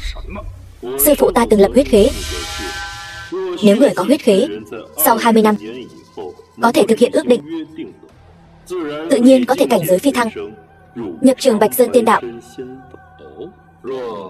Nếu hắn không thực hiện huyết khế thì sao? Một là đạo phá, hai là quyền tán. Thú vị. Ba là gì? Nhân vong. Đạo phá, quyền tán, nhân vong. Hay lắm. Ta phải xem thử huyết khế này, thiên khiển này có thật sự lợi hại như vậy không? Lâm Dương, ngươi thật sự điên rồi. Nói về quyền thế ở Long Quốc, ai bì được với Thanh Đế? Cho dù là người gì cao cao tại thượng của ngươi, trước mặt Thanh Đế cũng chỉ là tên hèn mọn. Phải thừa nhận rằng trí tưởng tượng của ngươi vô cùng phong phú. Ý ngươi là thiên khiển của 12 nhà đó không nhắm vào bọn họ, chỉ nhắm vào ta. 12 thành còn chưa cần đến, trời ra tay. Hiểu rồi, nhưng ngươi không biết 4 đại tông sư Long Quốc này, ta là một trong số đó. Ngươi lấy gì mà đấu với ta? Đối phó với ngươi, ta còn chẳng cần ra tay. Vậy ngươi muốn làm sao? Để ta thân tử đạo tiêu? Ta chỉ hỏi ngươi một câu.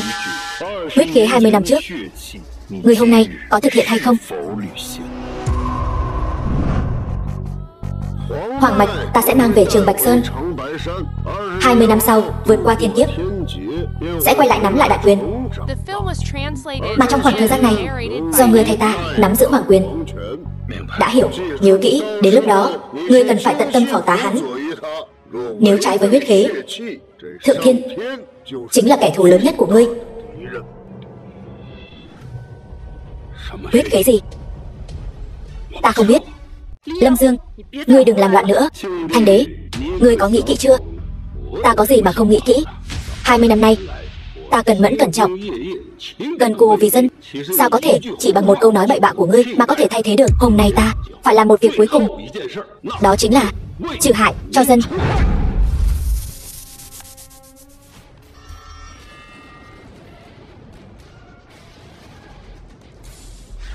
Lâm Dương, con mau đi đi, ta yểm hộ cho con. Sao có thể? Một thân tu vi đứng đầu đại tông sư, vậy mà không thể làm ngươi bị thương chút nào. Không phải ngươi không thể làm ta bị thương chút nào, mà là tu vi của ngươi đã tiêu tán hết rồi. Làm sao có thể? Chẳng lẽ thật sự có thiên khiển? Huyết khế năm xưa sư phụ con lập ra rốt cuộc là cái gì? Một người sắp trầu trời, để hắn ta tạm thời nắm quyền quý thôi. Ngươi láo xược. Tu vi của ta chưa hề tiêu tán. Cho dù tu vi của ta có tiêu tán hết, thì Long Quốc ta vẫn còn 10 vạn tông sư. Chỉ cần ta ra lệnh một tiếng, bọn họ có thể ngũ mã phanh thây ngươi, nghiền nát ngươi thành trăm mảnh. Vậy sao? 20 năm trước ngươi đã tuân thủ huyết khế, cho nên ngươi mới có được quyền khuynh thiên hạ, một tay che trời. Còn bây giờ thì sao? Vi phạm huyết khế, phản bội sư phụ ta, chém đứt thần mạch. Ngươi cứ thử xem, không có thần mạch của sư phụ ta giúp đỡ ngươi, ngươi còn ra cái thể thống gì? Láo xược. Người đâu? Thông báo Long vệ, diệt cỏ tận gốc. Long vệ tới.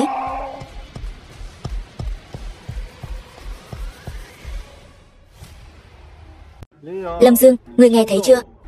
Trong Long Quốc, khắp nơi đều là Long vệ. Thanh Đế ra lệnh một tiếng, ngươi đến cái xác cũng không tìm thấy đâu.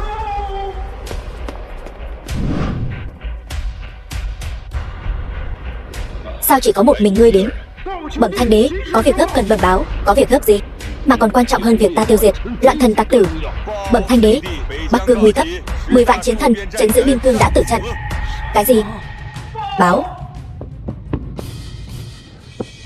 Thanh Đế, Tây Cương bị phá, nữ tướng quân Lâm Hiểu bị bắt làm tù binh. Cái gì? Bẩm. Bẩm Thanh Đế, Nam Cương bị phá, không một ai sống sót. Cái gì? Bẩm. Lần này có tin tốt chứ? Đông Cương không có chiến sự chứ? Không có chiến sự thì đó là chuyện tốt rồi. Bẩm Thanh Đế, hòn đảo phía đông đột nhiên xảy ra sóng thần, bị nhấn chìm xuống đáy biển rồi. Hoàng triều sụp đổ, đại thế đã mất. Không thể nào. Chuyện này tuyệt đối không thể nào. Ngươi một mình chống lại thiên mệnh, vô số người phải chịu tai ương cùng ngươi. Hôm nay cái chức vị tạm quyền của ngươi chỉ còn là hư danh. 20 năm trước sư phụ ta thật sự là mù mắt, mới nhìn trúng loại người như ngươi. Lâm Dương, Thiên mệnh gì chứ? Cả đời ta chỉ tin vào ta tự làm chủ vận mệnh của ta, chứ không phải trời. Đạo đã tan, quyền đã mất. Bây giờ đến lượt nhân vong rồi.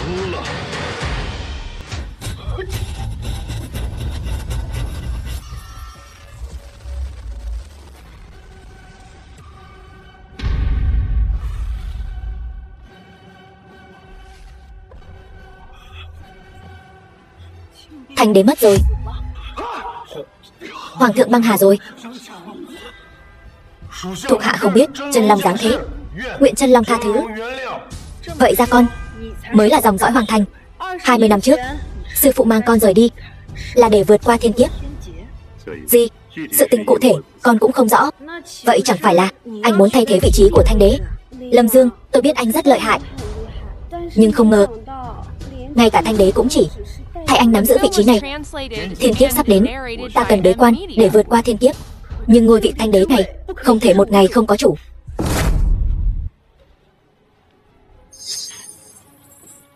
Dì, từ giờ trở đi, dì hãy ngồi vào vị trí này. Con điên rồi. Trên người dì có dòng máu hoàng tộc của mẫu thân con, cũng coi là người hoàng thất, nhưng ta là nữ nhi. Nữ nhi thì sao? Dì của ta sau này nhất định là nữ đế lưu danh thiên cổ. Nhưng mà không nhưng nhị gì cả. Dì đâu giống. Dì trong ấn tượng của ta 20 năm trước, sư phụ ta đã đưa ta về Trường Bạch Sơn là có nguyên nhân cụ thể. Nguyên nhân thứ nhất là để tránh thiên kiếp. Nguyên nhân khác là có liên quan đến sự mất tích của cha mẹ ta. 20 năm trước, con cự long đó đã ngã xuống ở Trường Bạch Sơn. Cùng lúc sư phụ đưa ta về Trường Bạch Sơn, ta có linh cảm cha mẹ ta nhất định còn sống. Ta, Lâm Dương, nhất định phải tìm được họ.